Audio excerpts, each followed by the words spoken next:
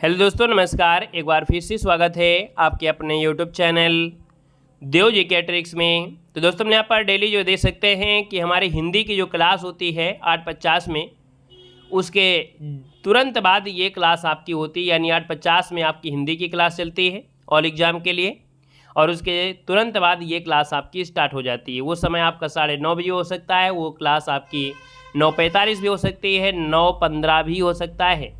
यानी कि ये क्लास हमारी निर्धारित जो होता है वो आपकी इसके पहले वाली क्लास होती है। हिंदी सब लोग पढ़ते हैं, तो आप लोग सब लोग पढ़िएगा, ठीक है। गुड इवनिंग, नमस्ते, जय हिंद, सभी को जय हिंद। और आज हम लोग पढ़ने वाले हैं पुष्यभूति वंश, जो कि हर्षवर्धन से रिलेटेड है, और एक एग्जाम में हर बार क्वेश्चन यहाँ से पूछा गया और सभी शिफ्ट में पूछा गया है। पिछली बार भी क्वेश्चन आपसे पूछा गया था, हर्षवर्धन की जो दूसरी राजधानी थी वो आपकी क्या थी, है ना। तो उनसे रिलेटेड आपकी जब सिलेबस है, तो सिलेबस में हमें पढ़ना पड़ेगा। क्वेश्चन चाहे आसान हो चाहे आपका कठिन हो, उससे तो कोई मतलब ही नहीं है। पढ़ना जरूरी आपको है। पूरा सिलेबस जब पढ़ेंगे, हर चीज़ पढ़ेंगे, तो आपकी कठिन और सरल दोनों आप कर सकते हैं, ठीक है ना। चलिए, आ गए सभी लोग कि नहीं आ गए? आ गए उस क्लास से। आज आया करिए भाई, देखो नोटिफिकेशन नहीं आता है, आप लोग टाइम से आया करिए। और काफ़ी लोग हैं जो क्लास में अनुपस्थित रहते हैं, है ना। कुछ लोग मज़े के लिए पढ़ते हैं, कुछ लोग लाइव क्लास पढ़ना चाहते हैं कि सिर्फ लाइव क्लास ही पढ़ेंगे, है ना, बातें नहीं हो पाती हैं क्लास में। तो कुछ लोग ऐसे स्टैंडर्ड लोग हैं, और ऐसे स्टैंडर्ड लोग जो उनकी सोच होगी ना, वो ऐसे ही बने रहेंगे, दसियों साल इसी प्रकार से जुड़े रहेंगे, लाइव क्लासों का मज़ा लेते रहेंगे। यानी कि अगर आप दूसरे की समस्या नहीं सकते, भाई हम तो क्लास आपको लाइव ही देते हैं, लेकिन जब समस्या हो जाती है, लाइट नहीं आती है, या हमने बताया पर्सनल भी समस्या है, तो भैया उस समस्या को समझ सकते हैं। बाकी अगर आपको नहीं पढ़ने में अच्छा लगता है कि नहीं हम लाइव क्लास ही पढ़ेंगे, तो जब लाइव क्लास आपको तो पढ़ सकते हैं, उसमें हम कोई नहीं कह सकते हैं, ठीक है ना। क्लियर है। बस हमें मालूम है कि लाइव क्लास में सिर्फ बातें करना पसंद है आप लोगों को, और कुछ नहीं है। कुछ लोग ऐसे हैं।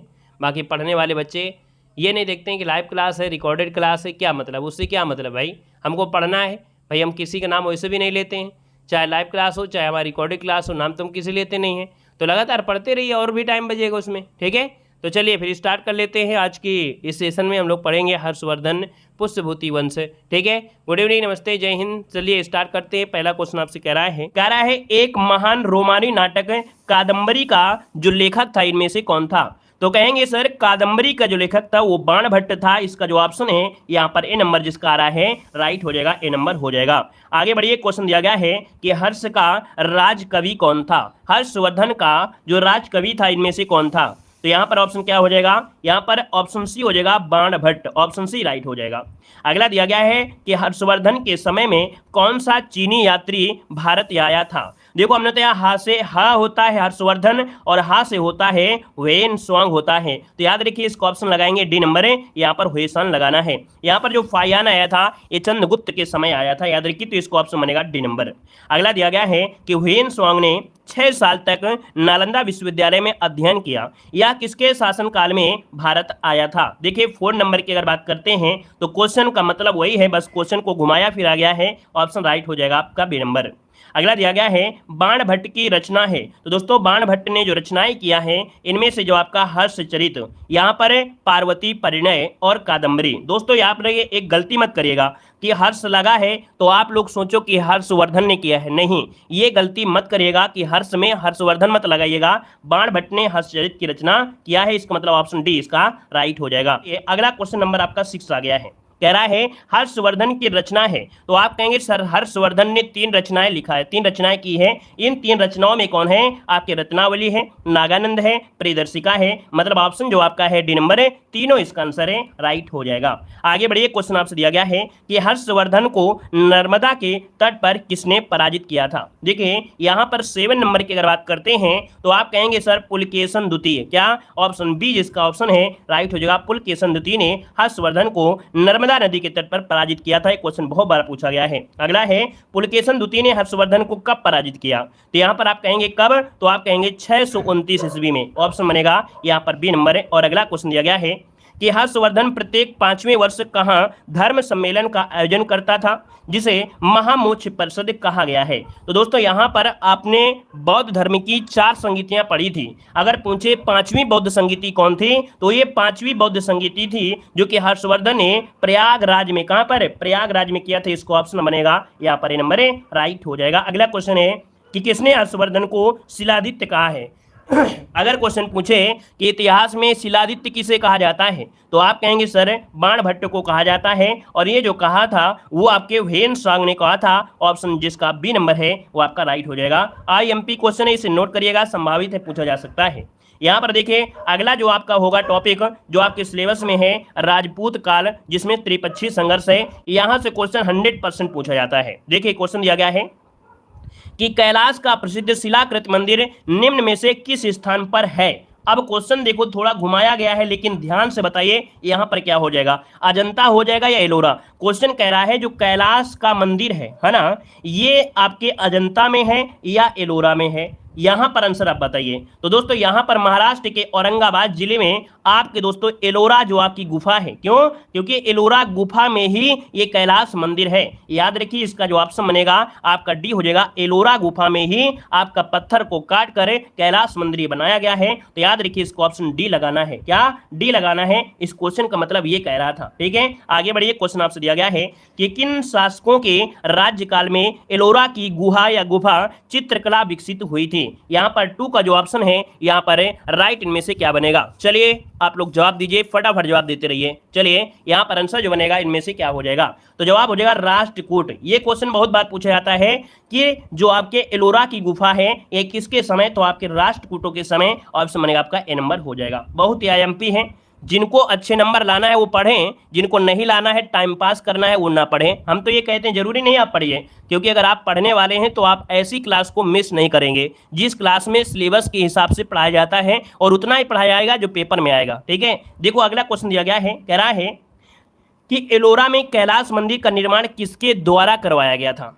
देखिए 6 नंबर की अगर बात करते हैं तो यहाँ पर क्या हो जाएगा, एलोरा में ये राष्ट्रकूट शासक थे कौन, यहाँ पर कृष्ण प्रथम। याद रखिए राष्ट्रकूट शासक कृष्ण प्रथम ने करवाया था। ऑप्शन सी जिसका है राइट हो जाएगा। अगला आपसे दिया गया है कि एलोरा में गुफाएं और सैकलर मंदिर हैं, मतलब यहाँ पर जो आपके एलोरा में गुफा है, यहाँ पर जो शैलकृत मंदिर हैं उसमें हिंदू भी हैं, बौद्ध भी हैं और आपके जैन भी हैं। तो ऑप्शन क्या बनेगा, डी हो जाएगा। अगला क्वेश्चन देखो दिया गया है, आपसे कह रहा है कि राष्ट्रकूट साम्राज्य का प्रवर्तक कौन था। यहाँ पर 5 नंबर की अगर बात करते हैं तो दोस्तों राष्ट्रकूट साम्राज्य का प्रवर्तक पूछ लिया है कि राष्ट्रकूट का जो प्रवर्तक था वो कौन था। चलिए यहाँ पर जवाब देना है।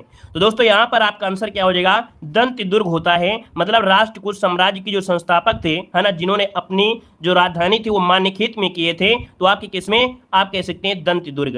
अब यहाँ पर ऑप्शन में दंत दुर्ग तो आपका है नहीं है ना, तो आप क्या करेंगे, इंद्रप्रस्थ लगा दीजिएगा। ठीक है, वैसे आपको जरूर मिलेगा दंती दुर्ग, नहीं मिलता है तो कोई दिक्कत नहीं है। ठीक है ना, आगे बढ़िए। क्वेश्चन आपसे दिया गया है कि राष्ट्रकूटों की जो प्रारंभिक राजधानी थी वो कौन सी थी।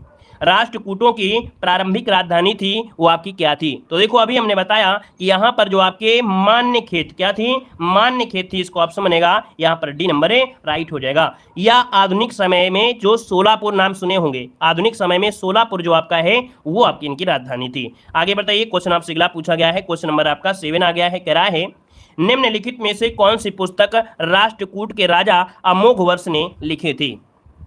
तो यहां पर आंसर आपका राइट हो जाएगा, यहां पर कवि राजमार्ग। क्या, कवि राजमार्ग, इसका जो ऑप्शन है 7 नंबर में वो आपका डी राइट हो जाएगा। और अगला क्वेश्चन देखो दिया गया है, कह रहा आपसे बीतपाल तथा धीमन नामक भारत के 2 महानतम कलाकार थे, किस युग से संबंधित थे।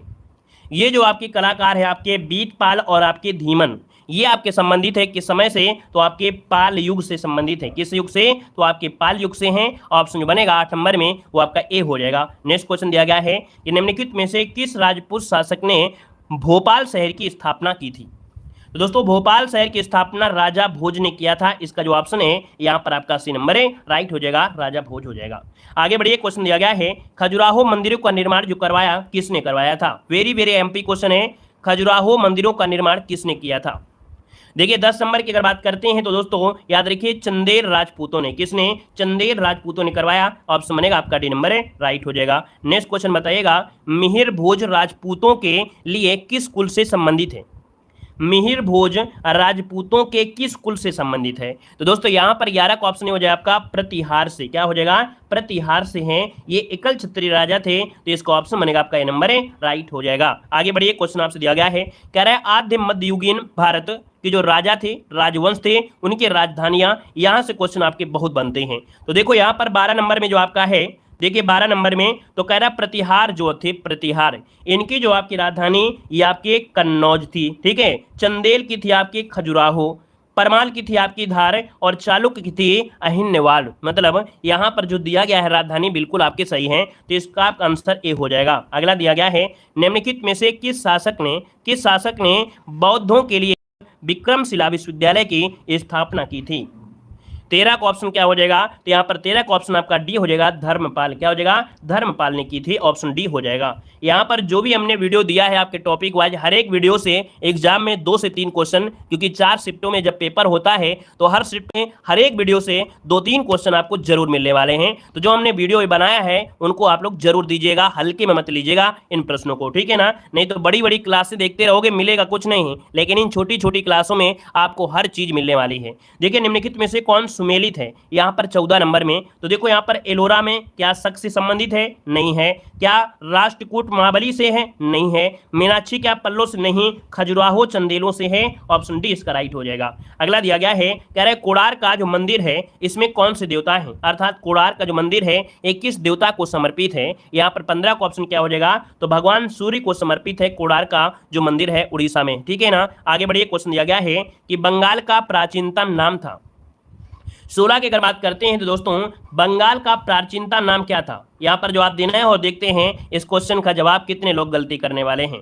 यहाँ पर देखिए आपका जवाब क्या हो जाएगा, तो सब लोग आंखें मूंद कर आंसर लगा देंगे। क्या देखो लगाने वाले हैं अभी, इसका आंसर क्या, ए नंबर लगा दिए, है ना। यहाँ पर कामरूप जो नाम था वो असम का था। देखो याद रखिए, हमने बताया है ना कि आपको जो रटा होता है आप वही आंसर मारते हैं।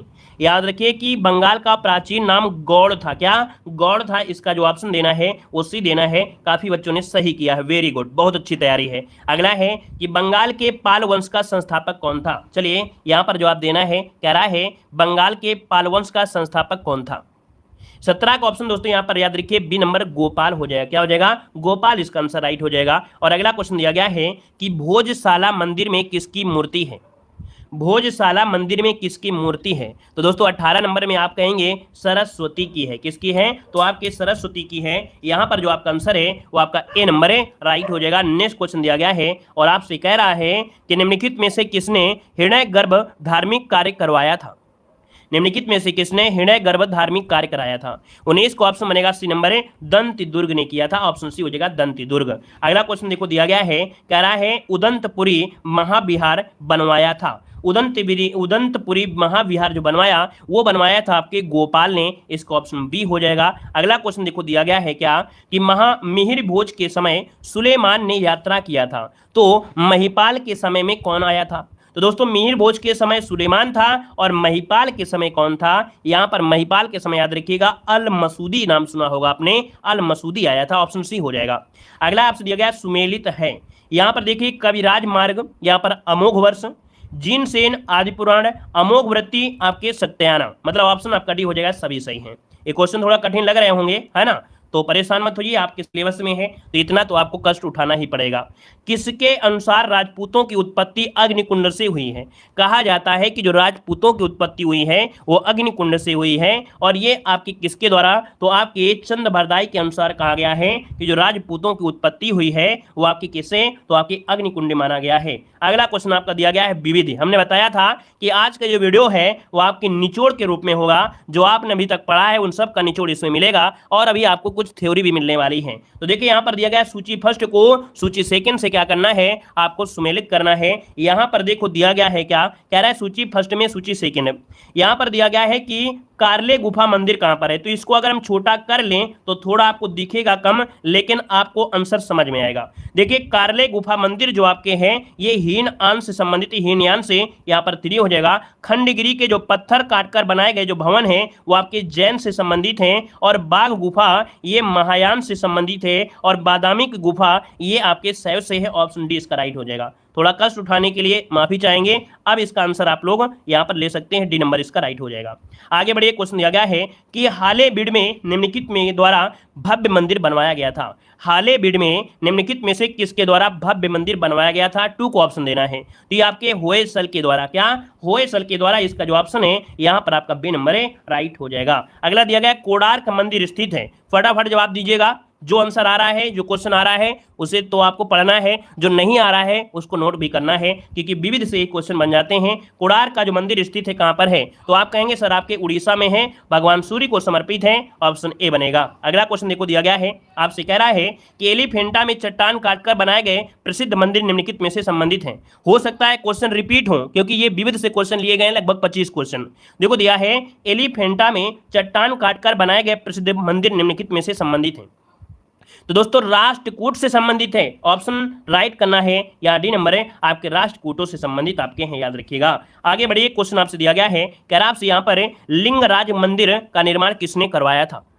लिंगराज मंदिर का निर्माण किसने करवाया था। तो दोस्तों यहाँ पर 5 का ऑप्शन क्या हो जाएगा, ऑप्शन डी हो जाएगा जजाति केसरी, या कभी कभी आपको ययाति मिल जाता है, क्या ययाति केसरी मिल जाता है, तो आप परेशान न होइए, जजाति और ययाति एक हैं, कहीं कहीं पर जजाति मिलेगा, कहीं कहीं पर आपको ययाति मिलता है, तो याद रख लीजिएगा, ठीक है ना। ये भुवनेश्वर में स्थानांतरित है। अगला क्वेश्चन दिया है कि पुरी स्थित विश्व प्रसिद्ध भगवान जगन्नाथ का मंदिर किस वंश के शासक ने बनवाया था। देखिए यहाँ पर जो ऑप्शन हो जाएगा आपका डी नंबर, गंग वंश के शासकों ने बनवाया था। इसका जो ऑप्शन है यहाँ पर डी नंबर है, राइट हो जाएगा। और आगे बढ़िए, क्वेश्चन दिया गया है कि अजंता तथा एलोरा की गुफाएं कहां पर स्थित हैं। चलिए 7 का ऑप्शन देना है, अजंता और एलोरा की गुफाएं कहां पर हैं, महाराष्ट्र के औरंगाबाद जिले में हैं, तो ऑप्शन आपका बी नंबर जिसका है राइट हो जाएगा। आगे बढ़िए, क्वेश्चन दिया गया है कि नागर, कामाद्राविड़ और बेसर हैं। हमने बताया था कि भारत में आपके जो मंदिर बनते हैं वो 3 रूपों में बनते हैं, है ना। 3 रूपों में, जो ऊपर होते हैं वो आपके बेसर होते हैं, जो बीच में आपके होते हैं उत्तर भारत में जो होते हैं, देखो जैसे आपका ऊपर जाएंगे मतलब जम्मू कश्मीर हिमाचल प्रदेश है, ये आपके बेसर हो गया। बीच वाले में जैसे आपका उत्तर प्रदेश, उत्तर भारत, उड़ीसा वगैरह हो गया, यहाँ पर नागर शैली होती है, ठीक है, नागर शैली। लेकिन आप दक्षिण भारत में जाएंगे तो द्राविड़ शैली होती है, ठीक है ना। याद रखने के लिए बेसर कहाँ पहनते हैं, नाक में पहनते हैं, और नाक कहाँ है, ऊपर है, तो कहेंगे कि नहीं कहेंगे, है ना। तो याद रखिए बेसर ऊपर है, नागर बीच में, और दक्षिण में है आपकी क्या, तो आपकी द्राविड़। तो 8 का ऑप्शन क्या हो जाएगा यहाँ पर सी, भारतीय मंदिर वस्तु की 3 मुख्य शैलियां हैं, तो ऑप्शन राइट हो जाएगा आपका सी नंबर है। आगे बढ़िए, क्वेश्चन दिया गया है कि दिलवाड़ा जैन मंदिर स्थित है। दिलवाड़ा जैन मंदिर कहां पर है, तो अब माउंट आबू में अरावली पर्वत शिखर पर आपका है, अरावली पर्वत में है, माउंट आबू में, ऑप्शन बी हो जाएगा। ये जैन से संबंधित आपका है दोस्तों। यहाँ पर दिलवाड़ा मंदिर श्वेतांबर जैन मंदिर का एक समूह है, जो कि 11वीं और 13वीं शताब्दी के दौरान बनवाया गया था। ये जैन का सबसे प्रसिद्ध तीर्थ स्थल माना जाता है। अगला दिया गया है, आपसे कह रहा है कि गोमतेश्वर की मूर्ति कहाँ स्थित है। अच्छे क्वेश्चन है, सिलेक्टेड क्वेश्चन दिए गए हैं और आपने पढ़ा भी है ना निचोड़ की क्लास में। यहाँ पर दोस्तों दे सकते हैं कि जो गोमतेश्वर की मूर्ति है वो कहाँ पर है, तो आप कहेंगे सर 10 का जो ऑप्शन है यहाँ पर सी हो जाएगा कर्नाटक में। कर्नाटक में श्रवणबेलगोला, क्या कर्नाटक में श्रवणबेलगोला। हमने बताया था कि गोमतेश्वर अर्थात जो आपके जैन के पहले गुरु थे, है ना, जैन के पहले आपके गुरु थे, उन्हीं का नाम बाहुबली भी था, तो भगवान बाहुबली के नाम से होता है, इसे गोमटेश्वर भी कहा जाता है। और 12 वर्षों में इसमें से विसर्जन मेला भी होता है, ऑप्शन सी इसका राइट हो जाएगा। अगला दिया गया है, कह रहा आपसे यहाँ पर क्या कह रहा है, निम्नलिखित में से कौन सी गुफा त्रिमूर्ति के लिए विख्यात है। दोस्तों त्रिमूर्ति के लिए एलिफेंटा जो आपकी गुफा है ये त्रिमूर्ति के लिए आपकी विख्यात है, सदाशिव मुख मूर्ति इसका नाम है, ऑप्शन सी हो जाएगा। अगला क्वेश्चन आपसे दिया गया है कि मंदिरों के उत्तरी शैली किस रूप में जानी जाती है। 12 नंबर की अगर बात करते हैं दोस्तों, ऑप्शन क्या हो जाएगा, देखिए उत्तरी कह रहा है, उत्तर भारत, क्या बोलेंगे, उत्तर भारत कहेंगे, तो उत्तर भारत में आपकी नागर शैली है। अगर हम डायरेक्ट बोल देते जम्मू कश्मीर जाइए या हिमाचल प्रदेश बिल्कुल ऊपर में, तब हम लोग यहाँ पर बेसर शैली कहते हैं, ठीक है ना। यहाँ पर भी अधिकतर मंदिर जो आपके बने हैं आपके वो नागर शैली में ही बने हैं आपके उत्तर भारत में, ठीक है। अधिकतर क्या सभी मंदिर है, लेकिन जो आपका भगवान राम मंदिर बन रहा है इसमें हर शैली का प्रयोग किया जा रहा है, सबसे विशेष बात यह है। अगला क्वेश्चन देखो दिया गया है, कह रहा है सूती का सर्वप्रथम कलांकित स्मारक किस स्थान पर मिला है। सूती का सर्वप्रथम कलांकित स्मारक किस स्थान पर मिला है, तो 13 का ऑप्शन बनेगा सी, आपकी कांची में मिला है। कहां पर, कांची, इसका ऑप्शन सी हो जाएगा। अगला दिया गया है, निम्न शासकों में से किसने प्रत्येक 5 वर्ष पर प्रयाग में धार्मिक सम्मेलन किया था। दोस्तों 14 का ऑप्शन क्या बनेगा, तो आप कहेंगे सर आपने पढ़ाया इस वीडियो में आपके हर्षवर्धन, ऑप्शन बनेगा आपका सी नंबर है। और अगला आपसे दिया गया है कि अजंता की गुफाओं में किसका चित्रण है। अब क्वेश्चन में कह रहा है अजंता की गुफाओं में चित्रण किसका है, तो ये जातक कथाओं का है, अर्थात भगवान बुद्ध से संबंधित बौद्ध धर्म से बनी हुई मूर्तियां हैं, आपका ए नंबर इसका राइट हो जाएगा। क्लियर है। आगे बढ़िए, क्वेश्चन आपसे दिया गया है क्या, यहां पर दिया गया आरंभिक भारतीय मंदिरों के निम्नलिखित उदाहरणों में से कौन सा एक ईंटों द्वारा निर्मित है। दोस्तों देखिए, ये ईंटों द्वारा निर्मित आपका मंदिर है, ये भीतर गांव का मंदिर है, लक्ष्मण मंदिर के नाम से भी जाना जाता है, कानपुर देहात में पड़ता है ये मंदिर, जो कि ईंटों से निर्मित ये मंदिर आपका है। अगला आपसे यहाँ पर दिया गया है, कह रहा होयसल की राजधानी का नाम बताइए। यहाँ पर बताना है कह रहा आपसे कि होयसल की राजधानी क्या है। तो यहाँ पर होयसल की जो राजधानी का नाम है 17 का ऑप्शन बनेगा सी, द्वार समुद्र। क्या? द्वार समुद्र, इसको ऑप्शन सी बनेगा। आगे बढ़िए, क्वेश्चन दिया गया है, किशनगढ़ शैली किस कला के लिए प्रसिद्ध है। किशनगढ़ शैली किस कला के लिए प्रसिद्ध है? याद रखिए, इसका जो ऑप्शन है बी, चित्रकला के लिए है। यह राजस्थानी चित्रकला की मूल शैली है। तो यहाँ पर आंसर आपका बी नंबर है, राइट हो जाएगा। और इसका जो विकास हुआ था कुंभा के काल में हुआ था, ठीक है, तो इसका ऑप्शन बी राइट हो जाएगा। यहाँ पर आगे बढ़िए, क्वेश्चन दिया गया है कि सांची का महान स्तूप कहाँ पर है। सांची का महान स्तूप कहाँ पर है 19 नंबर में? तो ये मध्य प्रदेश में, इसका ऑप्शन बी राइट हो जाएगा। बेतवा नदी के तट पर स्थित एक छोटा सा एक गांव पड़ता है, यहाँ पर आंसर आपका बी हो जाएगा, ठीक है, रायसेन जिले में है। अगला दिया गया है कि हर्षवर्धन के समय में कौन सा चीनी यात्री भारत आया था। ये निचोड़ में पढ़ रहे थे, इसलिए क्वेश्चन ये आपका रिपीट हुआ है आपके हुएन संघ के समय में, ऑप्शन बनेगा आपका डी नंबर है। और अगला क्वेश्चन यहाँ पर दिया गया है कि पृथ्वीराज रासो निम्नलिखित में से किसने लिखा था।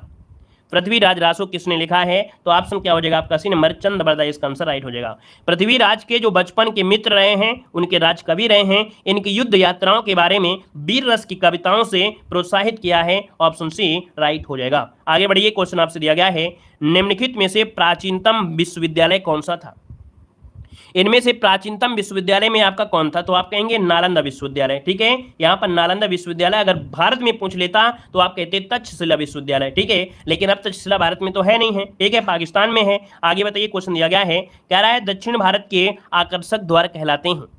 दक्षिण भारत के आकर्षक द्वार दोस्तों याद रखिए, ये गोपुरम, देखिए कांचीपुरम, द्वारपुरम, समुद्रपुरम, ये सब होते हैं ना, पुरम शब्द आपका दक्षिण भारत के आकर्षक द्वार कहलाते हैं। ऑप्शन आपका बनेगा आपका बी नंबर है, राइट हो जाएगा, ठीक है ना। अब आपको क्या करना है, ध्यान पूर्वक आपको पढ़ना है। हमने बताया था ये संपूर्ण निचोड़ है, इसमें स्टार्टिंग में जो आपका टॉपिक आपके प्राचीन भारतीय इतिहास में बचे थे वो कवर करा दिया है, इसके पहले वीडियो थे। अब ये वीडियो में संपूर्ण निचोड़ आपको थ्योरी के रूप में होगा, बहुत बड़ी थ्योरी नहीं है, लेकिन जो एग्जाम में पूछे जाने वाले हैं वही हैं। पीडीएफ भी आपको टेलीग्राम में हम प्रोवाइड करा देंगे, तो आप लोग देव जी के ट्रिक प्ले में जो आपका टेलीग्राम है उससे जुड़ सकते हैं। देखो दिया गया है ग्रंथ का नाम और लेखक, बहुत बार क्वेश्चन पूछे जाते हैं। अर्थशास्त्र किसके लेखक? कौटिल्य हैं। यहाँ पर अष्टाध्यायी के कौन है? आपके पाणिनि हैं। महाभाष्य के जो लेखक है वो आपके पतंजलि हैं। राजतरंगिणी के लेखक कौन है? आपके कल्हड़ हैं। ये चारों पुस्तकें बहुत बार पूछी जाती हैं। यहाँ पर अगला दिया गया है कि पृथ्वीराज रासो किसने लिखा है? तो आपके चंद्रबरदाई ने लिखा है। पृथ्वी विजय अगर हो जाए तो जनक भट्ट।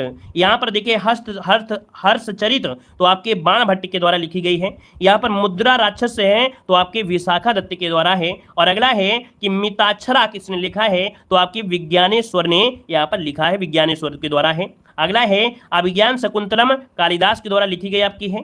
मालविकाग्निमित्र आपके कालिदास के द्वारा है। ऋतु संहार आपके कालिदास के द्वारा है। यहाँ पर देखिए आपके विक्रमोर्वशी कालिदास के द्वारा, रघुवंशम कालिदास के द्वारा, पंचतंत्र आपके विष्णु शर्मा के द्वारा। किताबें बहुत हैं लेकिन जो पूछी जाती हैं वही हमने आपको पढ़ाया है। अब यहाँ पर देखिए आपसे कह रहा है क्या? यूनानी ग्रंथ। देखो नोटिफिकेशन नहीं आता इसीलिए आपसे कहते हैं कि आप टेलीग्राम ज्वाइन करिए। देव जी के टेलीग्राम है, वहाँ पर लिंक भी मिलती है, पीडीएफ भी हम आपको भेज देते हैं। जैसे आप ये थ्योरी पढ़ा रहे हैं वो टेलीग्राम पे भेज देंगे तो उसको भी पढ़ सकते हैं, नोट्स बना सकते हैं, ठीक है। देखो यहाँ पर हिस्टोरिका जो आपके हेरोडोटस हैं, हिस्ट्री ऑफ द वार आपके आस्ट्रोबुलस हैं। देखो इंडिका हमारा फोकस वो है जो एग्जाम में पूछी जाती हैं। इंडिका जो लिखा है मेगास्थनीज ने लिखा है। भूगोल जो लिखा है वो आपके टॉलमी ने लिखा है। प्राकृतिक इतिहास ये आपके प्लेहनी ने लिखा है। विश्व भूगोल आपके स्ट्रैबो ने लिखा है, ठीक है। चीनी यात्री में देखिए चीनी यात्रियों की आपसे पूछा जाता है। फोक्यो की जो आपकी है ये पुस्तक किसने लिखा है? तो आपके फाइयान ने लिखी है।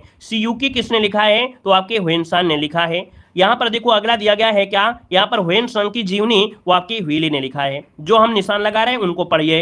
अरबी ग्रंथ में एक आता है किताबुल हिंद के जो लेखक है कौन है? अलबरूनी है, अलबरूनी। अगला आपका देखो दिया गया है क्या? कह रहे हैं ऋग्वेद में 40 नदियों का उल्लेख किया गया है। कितने? 40 नदियों का उल्लेख किया गया है। यहाँ पर देखिए पुरानी नदियां और प्राचीन नाम, मतलब नया नाम क्या है और प्राचीन नाम। दोस्तों यहाँ पर देखिए सिंधु जो आपका नदी है इसका ये नया नाम है, इसका प्राचीन नाम था इंदुस, क्या था? और सतलज नदी का जो पुराना नाम था सतुद्री था, सतुद्री। यहाँ पर चीनाव का जो पुराना नाम है वो आपका क्या है? अस्किनी है। यहाँ पर झेलम का पूरा नाम क्या था, तो आपका वितस्ता था। अगला आपसे दिया गया है कि ब्यास नदी का पूरा नाम, तो आपका बिपाशा हो जाएगा। रावी नदी का पूरा नाम, तो आपका परुश्री नदी। और सरस्वती का पूरा नाम, तो आपका सुरसती हो जाएगा। इनको नोट करिएगा। अगला आपका देखो दिया गया है कि आदि शंकराचार्य द्वारा स्थापित पीठ कौन से हैं। तो इन्होंने 4 पीठों का यहाँ पर निर्माण किया अर्थात स्थापित किए हैं। ज्योतिष पीठ कहाँ पर है, आपके बद्रीनाथ में है। गोवर्धन पीठ कहाँ पर है, आपके पुरी में है। शारदा पीठ कहाँ पर है, आपके द्वारका में है, कल क्वेश्चन मिला भी था। और यहाँ पर देखिए श्रृंगेरी पीठ है, ये आपके मैसूर में है। ठीक है, आगे बढ़िए। अगला देखिए संप्रदाय से क्वेश्चन बनते हैं क्या। एक बनता है आजीवक संप्रदाय के संस्थापक कौन है, तो आपके मक्खिल गोसाल। संप्रदाय बहुत थे लेकिन हमने लिया है क्या, हमने वही लिया है जो एग्जाम में पूछा जाता है, बार बार ये पूछा जाता है। ठीक है, अगला देखो दिया गया है प्रमुख दर्शन और प्रतिपादक। ये 6 आपके दर्शन है दोस्तों, और यहां से क्वेश्चन बनता है। यहां पर दिया गया है कि सांख्य दर्शन के प्रतिपादक कौन है, आपके कपिल हैं। यांग के आपके पतंजलि हो जाएंगे, मतलब योग हो जाएगा योग के। ठीक है, न्याय दर्शन के आपके गौतम बनेंगे। वैशेषिक के आपके कौन है, कणाद होते हैं, कणाद हो जाएंगे। और अगला है पूर्व मीमांसा के कौन है, आपके जैमिनी हैं। और वेदांत या उत्तर मीमांसा के कौन है, वदरायण हो जाएंगे। दोस्तों इन सभी को कहा जाता है षट दर्शन, कहते हैं षट दर्शन। अगला आपसे देखो दिया गया है क्या, यहाँ पर आपको थोड़ा सा अभी और जानकारी मिलने वाली है। महावीर स्वामी में शॉर्टकट मिलेगा। 24वें तीर्थकर और अंतिम तीर्थकर थे। इनको जैन धर्म का वास्तविक संस्थापक माना जाता है। जन्म स्थान की बात करते हैं तो कुंडलग्राम वैशाली में हुआ था। और अगर बात करें इनकी माता का नाम क्या था, तो आप कहेंगे त्रिशला था। जन्म तिथि की बात करते हैं तो 540 ईस्वी पूर्व में। पुत्री का नाम क्या था, प्रियदर्शनी, इन्हें अनुजा भी कहते थे। पिता का नाम दोस्तों सिद्धार्थ था और इनके दामाद का नाम जमाली था दोस्तों। ठीक है, शॉर्टकट में है, इसका स्क्रीनशॉट ले सकते हैं। यहाँ पर देखिए पत्नी का नाम क्या था, इनके यशोदा। कुल का नाम देखो, कुल का नाम क्या था, ज्ञात्रज्ञ। बचपन का नाम था वर्धमान और प्रतीक चिन्ह क्या था, सिंह था। क्लियर है। अगला यहाँ पर देखिए बौद्ध धर्म में भी शॉर्टकट आपका है। जैसे इनका जन्म 563 ईस्वी पूर्व में हुआ था। जन्म स्थान पूछे तो आपको बताना है आपको लुम्बिनी। पिता का नाम पूछा है तो शुद्धोधन। माता का नाम क्या है, महामाया। सौतेली माँ थी आपकी प्रजापति गौतमी। बचपन का नाम था सिद्धार्थ, है ना। पत्नी का नाम था क्या, यशोधरा। पुत्र का नाम था राहुल। सौतेली भाई का नाम था क्या, देवदत्त था। और गोत्र पूछे, देखिए हमने बताया था कि गोत्र पूछे तो आपको बताना है गौतम। वर्ण पूछे तो आपको क्षत्रिय बताना है। और कुल पूछे तो आपको शाक्य बताना है। याद रखिए जब कुल पूछे तो शाक्य बताना है। अच्छा एक क्वेश्चन हम आपसे पूछते हैं कि जो भगवान गौतम बुद्ध थे, इनके घोड़े का नाम क्या था, इनके घोड़े का नाम क्या था, जल्दी से कमेंट करें। और भगवान बुद्ध के जो सारथी थे, है ना, सारथी, उनका नाम क्या था। इन दो में से आपको कमेंट करना है। ठीक है, इन दोनों को कमेंट करना है कि घोड़े का नाम क्या था, भगवान बुद्ध के घोड़े का नाम जिसमें से वो गए थे, है ना, गांव को घूम रहे थे। ठीक है, और उनका सारथी कौन था, जल्दी से कमेंट करिए। यहां पर देखिए अगला पॉइंट आपका दिया गया है क्या, कि भगवान बुद्ध के जीवन से संबंधित आपके प्रतीक चिन्ह दिए गए हैं। यहाँ पर देखिए दिव्य बालक जब गर्भ में आए थे, अर्थात भगवान बुद्ध जब माता के गर्भ में आए तो यहाँ पर क्या हो जाएगा, हाथी हो जाएगा। यहाँ पर जन्म की बात करते हैं तो इनका कमल का फूल और वृषभ, है ना, या बैल हो जाता है। यहाँ पर ग्रह त्याग जो आपका है उसे महाभिनिष्क्रमण कहते हैं। और इसका प्रतीक चिन्ह क्या है, अश्व है। अगला है प्रथम उद्देश्य जो दिया था, इसका जो आपका चिन्ह क्या है, तो चक्र है। त्रिरत्न में क्या मतलब इनका जो पहचान है, त्रिरत्न जो आपका है वो त्रिशूल हो जाएगा। निर्वाण की प्राप्ति का जो चिन्ह है वो पद चिन्ह है। मृत्यु का क्या है, स्तूप है। तो आप लोग मृत्यु जानते हैं, जन्म जानते हैं, ग्रह जानते हैं। उपदेश भी यहाँ पर रट लीजिएगा, ये 3 पॉइंट आपको नए मिले होंगे, है ना, कि प्रथम उपदेश दिया था चक्र, ये प्रतीक है। त्रिरत्न का प्रतीक त्रिशूल है। निर्वाण का प्रतीक क्या है, पद चिन्ह है। ये भी आप लोग पढ़े होंगे। आगे बढ़िए, अगला आपसे दिया गया है प्रथम बौद्ध संगीति। देखिए प्रथम बौद्ध संगीति जो हुई थी वो आपकी 483 ईस्वी पूर्व में हुई थी। स्थान कहाँ पर, राजगीर में हुई थी। शासक कौन थे, आपके अजातशत्रु। और पहली बौद्ध संगीति के अध्यक्ष भी पूछ लेते हैं तो आपके महाकश्यप हो जाएंगे। दूसरी बौद्ध संगीति की अगर बात करते हैं तो ये वैशाली में हुई थी और अध्यक्ष थे सावकमीर। किसके समय, कालाशुक के समय। वैशाली कालाशुक याद रखिएगा, द्वितीय बौद्ध संगीति। अगला आपसे तीसरा दिया गया है तृतीय बौद्ध संगीति। तृतीय बौद्ध संगीति जो हुई थी वो पाटलिपुत्र में और किसके समय, आपके अशोक के समय हुई थी। अगला आपसे दिया गया है चौथी बौद्ध संगीति, ये कुंडलवन कश्मीर में हुई थी, कनिष्क के समय हुई थी। अध्यक्ष थे आपके वासमित्र थे। और अगला आपका देखो दिया गया है क्या, कि शून्यवाद के प्रवर्तक नागार्जुन थे। क्या, शून्यवाद के प्रवर्तक नागार्जुन थे। विज्ञानवाद के प्रवर्तक मैत्रेय नाथ थे। यहाँ पर अगला देखो दिया है पांचवी संगीति। हमने बताया था पांचवी जो बौद्ध संगीति हुई थी वो आपके स्थान कन्नौज दिया है, लेकिन आपको प्रयागराज में लगाना है। हर्षवर्धन थे और अध्यक्ष थे आपके हुएनसांग थे। ठीक है, अच्छा यहाँ पर आंसर कन्नौज ही होगा क्योंकि स्थान पूछ लिया कन्नौज में, लेकिन ये प्रति 5 वर्ष में प्रति 5 वर्षों में जाते थे, कहां पर, प्रयागराज जाते थे। अगला आपसे यहाँ पर देखो दिया गया है क्या, यहाँ पर यहाँ से क्वेश्चन आपसे बनते हैं क्या, कि हड़प्पा सभ्यता की जो खोज किया वो किसने किया था, दयाराम साहनी ने। कब किया था, 1921 में, और किस नदी के तट पर है, तो आपके रावी नदी के तट पर है। ये जो आपका वर्तमान समय में हड़प्पा है ये मांटमोगरी जिला पंजाब में पड़ता है, पाकिस्तान में। अगला है मोहनजोदड़ो की खोज किया था रखाल दास बनर्जी ने, किस नदी पर, तो आपके सिंधु नदी पर, और कब, तो आपके 1922 में। जो पूछे जाते हैं वही हम आपको बताएंगे। चंदूदड़ो की जो खोज किया था वो आपके जी.एन. मजूमदार और सिंधु नदी। लोथल की खोज किया था रंगानाथ राव ने, भोगवा नदी, जो कि आपकी कहां पड़ता है, अहमदाबाद गुजरात में। अगला है आपसे दिया है कालीबंगा, और कालीबंगा की खोज की, मतलब इसके कह सकते हैं खोज क्या कहेंगे, उत्खनन बोलेंगे, ठीक है, खोज नहीं बोलेंगे, उत्खनन करेंगे। तो ये आपके बीके थापर हैं जो कि आपके घग्गर में हैं। यहाँ पर धौलावीरा पूछा जाता है, तो धौलावीरा का उत्खनन है आर.एस. विशिष्ट। और अगले पॉइंट में आते हैं, यहाँ पर अभिलेख से, यहाँ पर 2-4 अभिलेख आपके हैं जो कि आप लोग कंफ्यूज हो रहे थे जब टेस्ट पेपर लगा रहे थे, तो आप कंफ्यूज हो रहे थे। देखिए प्रयाग प्रशस्ति जो कि आपके समुद्रगुप्त शासक से संबंधित है, याद रखिए जो आपका प्रयाग प्रशस्ति अभिलेख है ये समुद्रगुप्त से संबंधित है। यहाँ पर ऐहोल अभिलेख का जो संबंध है वो पुलकेशन द्वितीय से संबंधित है। यहाँ पर दिया है हाथी गुम्फा का अभिलेख खारबिल से संबंधित है। गिरनार का अभिलेख आपके रुद्रदामन से है। मेहरौली लौह स्तंभ आपके चंद्रगुप्त सेकंड से संबंधित है। और अगला है मंदसौर का अभिलेख कुमारगुप्त से। और मधुवन जो कि बांसखेड़ा में है वो आपके से देख सकते हैं कि आपने एक स्पेशल टॉपिक पढ़ लिया, कंप्लीट किया हिस्ट्री में, वह हर्षवर्धन। यानी देखा जाए तो इस टॉपिक से हर बार क्वेश्चन पूछे गए हैं, पिछली बार भी उठाकर देखिएगा, और इसके पहले भी जो आपके पेपर हुए हैं हर एक शिफ्ट में और हर एक कह सकते हैं बार ये क्वेश्चन आपसे पूछा गया है हर्षवर्धन से, है ना। तो इसलिए इस टॉपिक को अच्छी तरीके से पढ़िएगा। हमने क्वेश्चन लगा भी दिया है, सॉल्व भी करा दिया है, इन्हीं में आप पढ़ सकते हैं। बाकी थ्योरी की क्लास हैं उसको भी आप लोग पढ़ सकते हैं, ठीक है। चलिए वीडियो को एक बार लाइक कर दीजिएगा और नए जुड़े हैं तो चैनल को सब्सक्राइब कर लीजिएगा, ठीक है। गुड नाइट, शुभ रात्रि, सभी को धन्यवाद, जय हिंद, वंदे मातरम।